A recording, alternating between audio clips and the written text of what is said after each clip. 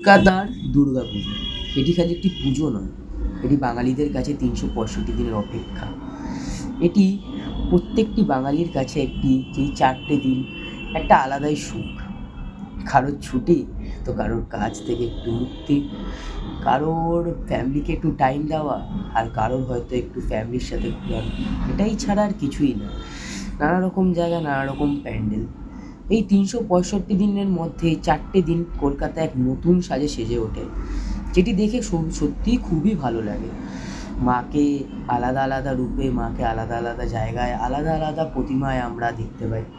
ব্যাপারটা খুবই ইন্টারেস্টেড, কিন্তু মজাও তো লাগে দেখতে।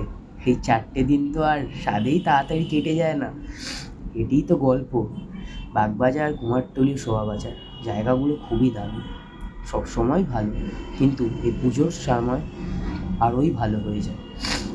তো সবাই নিজেদের পার্টনারকে নিয়ে আসছো তো এই পুজোতে, বা নিজের বাড়ির লোককে নিয়ে আসছো তো এই পুজোতে ঘুরতে।